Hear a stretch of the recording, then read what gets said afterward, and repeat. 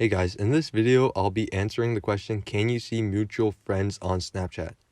Who you and another person are friends with, so you're mutual friends and you want to check it, and you're wondering if there's any way to check it. Well, the answer is no.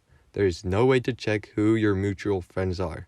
There are a couple of ways that people say work, but none of them work.